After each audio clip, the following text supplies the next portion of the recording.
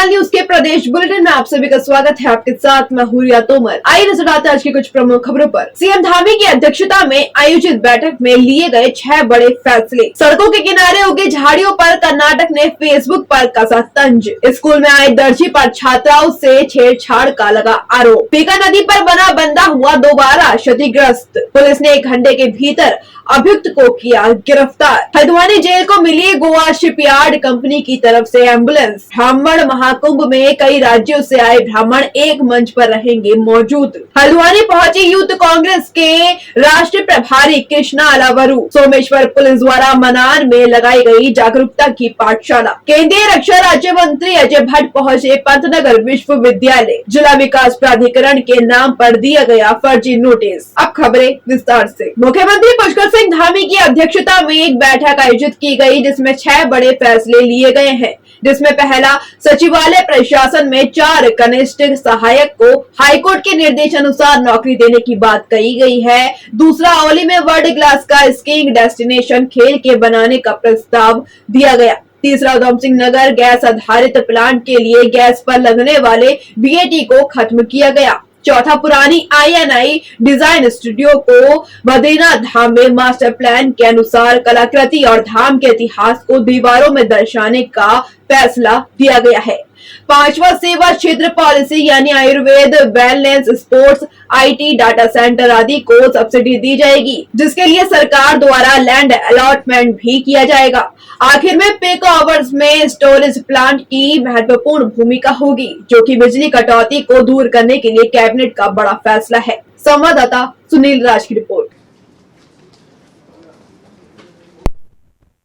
बनेगा, एक विलेज बनेगा और ये पर्यटन विभाग ही इसको देखेगा। आज की कैबिनेट एक रिलेटिवली छोटी कैबिनेट थी, केवल 6 मत थे। उसमें पहला मत सचिवालय प्रशासन का था, जिसमें निजी सचिव परीक्षा 2017 में कुछ अभ्यर्थियों को एलिजिबल नहीं किया गया था कि उनके पास एजुकेशन क्वालिफिकेशन नहीं है। वो हाई कोर्ट में चले गए थे और फिर एक समिति बनाई गई जिसमें उनकी क्वालिफिकेशन देखी गई। जिस समिति ने कहा कि 75% सिलेबस उनका मिलता जुलता है, इसलिए उनको एलिजिबल किया जाए।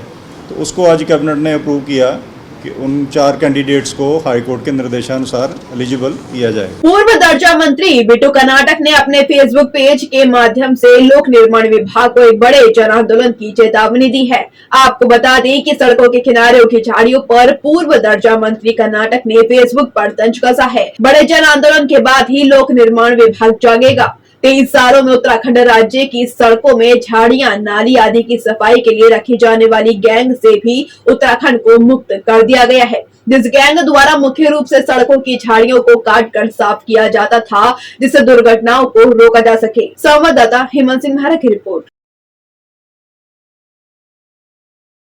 खटीमा एकलव्य आदर्श आवासीय विद्यालय में स्कूल ड्रेस का नाप लेने आए दर्जी द्वारा छात्राओं से अभद्रता करने का मामला सामने आया है। आपको बता दें कि स्कूल में सिद्धार्थ गारमेंट्स द्वारा विद्यालय की छात्राओं की यूनिफॉर्म बनाई जानी थी, जिसके लिए विद्यालय में 22 अगस्त तथा 6 सितंबर को छात्राओं की यूनिफॉर्म का नाप लेने गए सिद्धार्थ गारमेंट्स के दर्जी ने यूनिफॉर्म का नाप लेते समय छात्राओं के साथ गलत हरकतें की।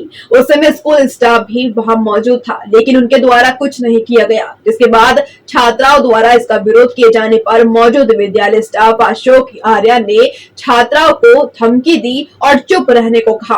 वहीं अब पुलिस मामले की जांच कर रही है। संवाददाता गुरदीप सिंह की रिपोर्ट।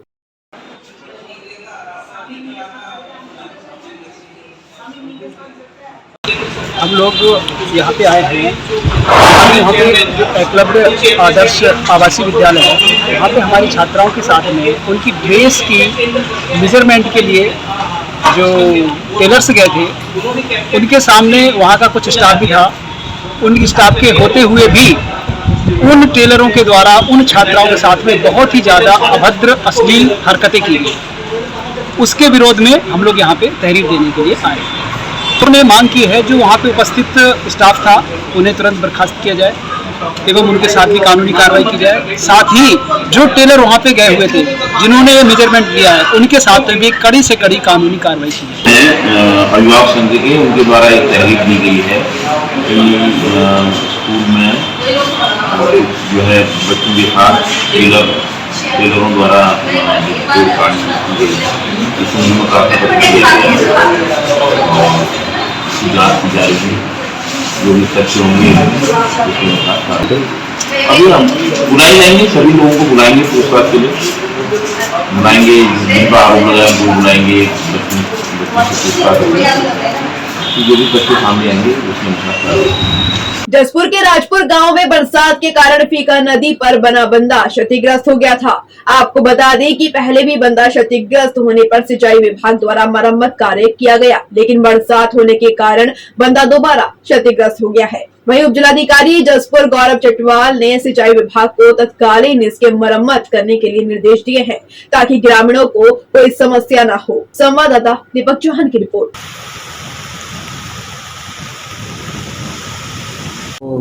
तत्काल निर्देशित किया गया कि इसमें जो भी टेम्परेरी काम हो सकते हैं वो करें, और बाकी जो अब चूँकि बरसात थोड़ी रुक गई है तो उसके लिए जो दीर्घकालिक उपाय हैं उसके लिए भी उनको निर्देशित किया गया।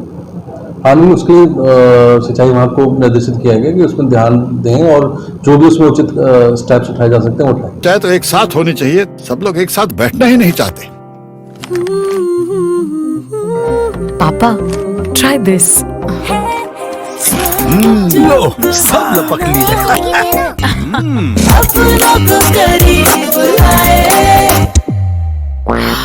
ये क्या हाल कर दिया है रूम का? बस कल से चाय?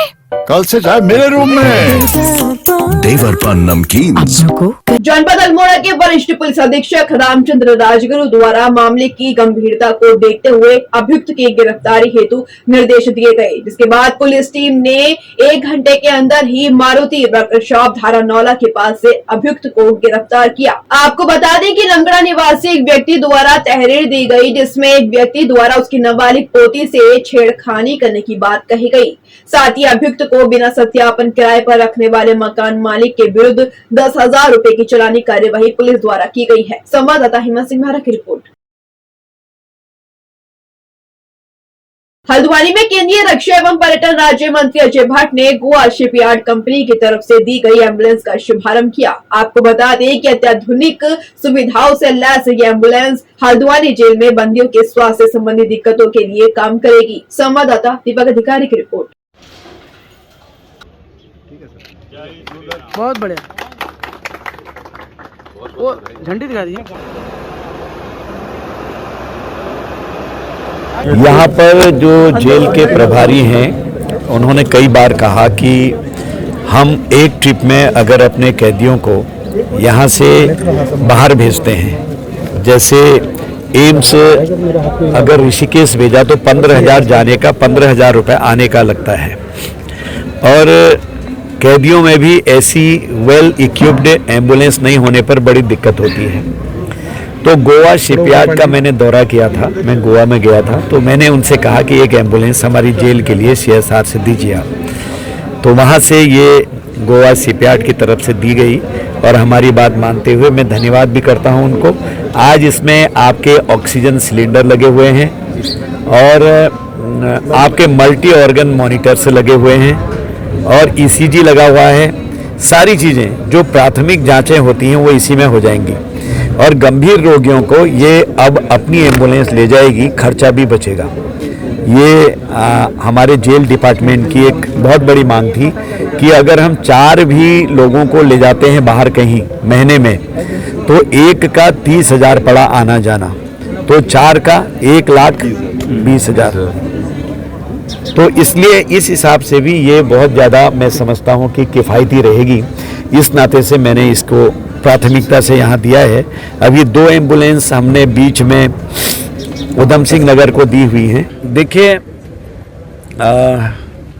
इलेक्शन के लिए क्या होगा, कैसा होगा, ये तो जब हमारा सदन चलेगा उसके अंदर क्या आता है, अभी तो कयास लगाए जा रहे हैं।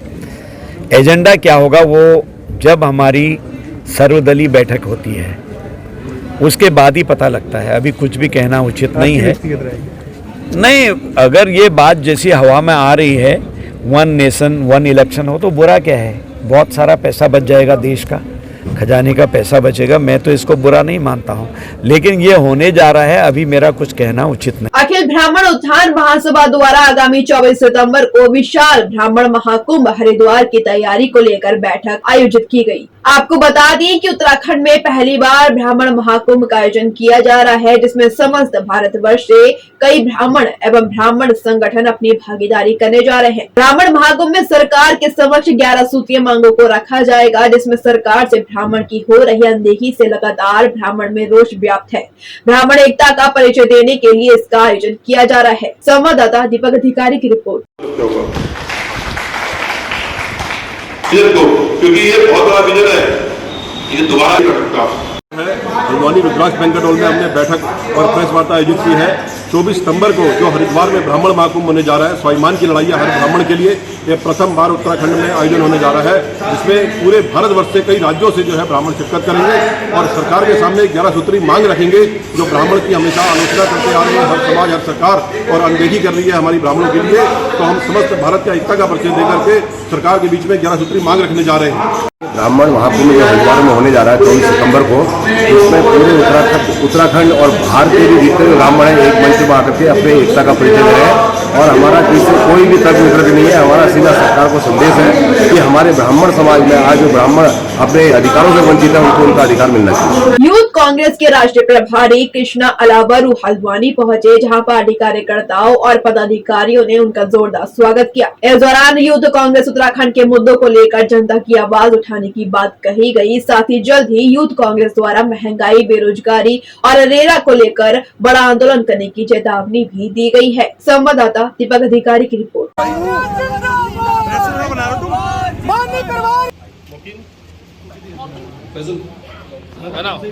इधर सामने सामने सामने बहन राधा जी ने, सब लोगों ने इस संदर्भ में काम किया और बात रखी। मेरी बात युवाओं को काम है कि जो मुद्दे हैं आज जनता के, उत्तराखंड के, चाहे वो महंगाई हो, चाहे वो बेरोजगारी हो, चाहे यहाँ अतिक्रमण का मामला जो चल रहा है, ये रीला का जो मामला है, ये सारे मुद्दों के खिलाफ जनता के हक और जनता की आवाज़ उठाना युवाओं का काम है। साथ में आने वाले लोकसभा के कैसे तैयारी करेंगे उस पर भी चर्चा होगी। तो मुझे पूरा विश्वास है कि इस बार उत्तराखंड की युवा कांग्रेस और हल्द्वानी की युवा कांग्रेस उत्तराखंड में अच्छे परिणाम लाने में बहुत योगदान देगी। पर हमारे राष्ट्रीय स्तर के नेता माननीय कृष्णा अलावरू जी यहाँ पर पहुंचे हुए हैं, जो हमारे युवा कांग्रेस के राष्ट्रीय प्रभारी हैं, और युवा कांग्रेस का पूरे प्रदेश भर का कार्यकर्ता आज यहाँ पर आया हुआ है। युवा कांग्रेस 2024 में किस प्रकार से उत्तराखंड में कांग्रेस की सरकार लानी है, किस प्रकार से कांग्रेस के एमपी 2024 में जिताने हैं, उसके लेकर यहाँ पर विचार विमर्श किया जाएगा। और जो एक युवा कांग्रेस का बूथ जोड़ो यूथ जोड़ो एक कैंपेन चला, उस पर किस प्रकार से काम करना है, उस पर किस प्रकार से आगे बढ़ना है, ये इस विषय में यहाँ पर आज हमारे युवा कांग्रेस के कार्यकर्ताओं को ट्रेनिंग भी दी जाती है। इसकी प्रदेश कार्यकारिणी की बैठक आहूत की गई है, जो वर्तमान में यहाँ पर हल्द्वानी कुसुमखड़ा में चल रही है। हम सब लोग चर्चा कर रहे हैं कि कैसे हमने पार्टी को बूथों में मजबूत करने का काम करना है, कैसे जो भारतीय जनता पार्टी युवाओं को ठगने का काम कर रही है, कैसे डबल इंजन ने हमारे साथियों पर लाठियां भाजने का काम किया, कैसे हमारी प्रदेश में महिला सुरक्षा ताक पर है, कैसे पूरी तरीके से जो हमारे उत्तराखंड का विकास है, वो जो राह है विकास की, वो हम भटक चुके हैं। तो कैसे इन चीज़ों पर हम बात कर सकते हैं, कैसे हम अपने प्रदेश को सही दिशा में ला सकते हैं, कैसे हम एक जिम्मेदार विपक्ष की भूमिका निभा सकते हैं, और कैसे हम झूठ बोलने वाले लोगों को सत्ता से बाहर आगामी समय में करने का काम करेंगे। उन तमाम विषयों को लेकर रणनीति बनाने के लिए आज ये बैठक का होगी। सोमेश्वर पुलिस के उप निरीक्षक धर्म सिंह द्वारा थाना क्षेत्र के स्कूल राजकीय इंटर कॉलेज मनान में जागरूकता कार्यक्रम आयोजित किया गया। इस दौरान उपस्थित छात्र छात्राओं को नशे के दुष्प्रभावों से जागरूक कर जीवन में हमेशा नशे से दूर रहने तथा गांव या आसपास नशे से संबंधित सामग्री बेचने वालों की सूचना पुलिस को देने हेतु बताया गया। साथ ही सोशल मीडिया का उपयोग सावधानी पूर्वक करने के लिए सचेत भी किया गया। संवाददाता हिम्मत सिंह की रिपोर्ट। चाहे तो एक साथ होनी चाहिए, सब लोग एक साथ बैठना ही नहीं चाहते। पापा ट्राई दिस। लो सब लपक लिए।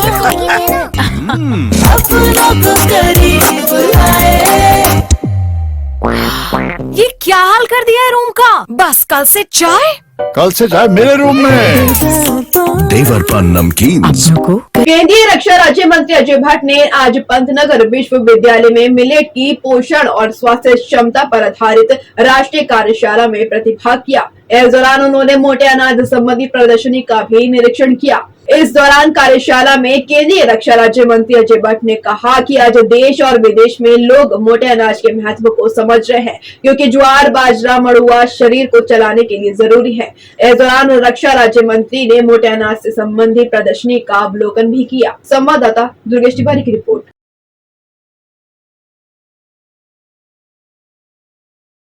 पूरे देश भर में मिलेट के महत्व को सारे लोग समझ रहे हैं, और तो और इस समय जो G20 हुआ था उसके भोजन में अधिकांश मिलेट का हिस्सा था। तो इस तरह से आज मिलेट की गुणवत्ता सबको पता हो गई है। कभी ये गरीबों का भोजन माना जाता था, आज ये 5 स्टार का और अमीरों का भोजन माना जा रहा है, क्योंकि इसमें हर चीज़ सम्मिलित है। पोटेशियम, कैल्शियम से लेकर क्या क्या चीज़ें शरीर को चाहिए, विटामिन, वो सारी चीज़ें इसमें उपलब्ध हैं। तो आज इसके महत्व को लोग अब धीरे धीरे समझ रहे हैं, और अब तो ये बाहर के लिए भी हमारे यहाँ से एक्सपोर्ट होने लगा है। पिछले दिनों जिला विकास प्राधिकरण उधम सिंह नगर का एक नोटिस गांधी कॉलोनी रुद्रपुर स्थित फर्म अकबर टूल स्टोर को डाक से भेजा गया था। यह नोटिस प्राधिकरण के सहायक सचिव की तरफ से जारी किया गया था, और नोटिस में बकायदा तिथि और पत्रांक संख्या भी अंकित की गई थी। नोटिस में अवैध निर्माण का आरोप लगाते हुए नजूल भूमि अधिनियम एक्ट 2016 धारा 138 के अंतर्गत कानूनी कार्यवाही करने व जुर्माने की राशि के रूप में 2,75,000 की धन वसूली करने की चेतावनी भी दी गई थी। इस नोटिस के फर्जी होने का तब खुलासा हुआ जब गांधी कॉलोनी में अकबर टूल स्टोर न होने की स्थिति में डाक विभाग ने ये नोटिस पत्र जिला विकास प्राधिकरण को वापस लौटा दिया। इस फर्जी पत्र से विभाग में हड़कंप मच गया, जिसके बाद प्राधिकरण के सचिव NS नबियाल ने पत्र भेजकर SSP जिलाधिकारी और रुद्रपुर कोतवाली से कार्यवाही किए जाने की मांग की, लेकिन कई दिन बीत जाने के बावजूद पुलिस ने इस मामले में मुकदमा दर्ज नहीं किया है। संवाददाता दुर्गेश तिवारी की रिपोर्ट।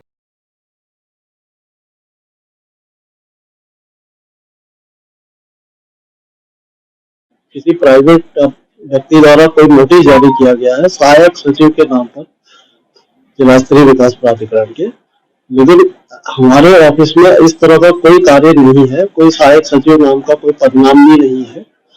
इस कारण से वो जो नोटिस था वो गलत तरीके से जारी हुआ है, किसी फर्जी तरीके से जारी हुआ है। तो हमने इस प्रकरण को थानाध्यक्ष रुद्रपुर को संदर्भित कर दिया था कि ये कौन जारी कर रहा है, क्या जारी कर रहा है, इस तरह की कार्रवाई कौन कर रहा है, तो इस पर कार्रवाई के लिए हमने लिख दिया। अभी के लिए इतना ही। उत्तराखंड से जुड़ी तमाम खबरों के लिए बने रहिए सुरागीला न्यूज़ चैनल के साथ। धन्यवाद।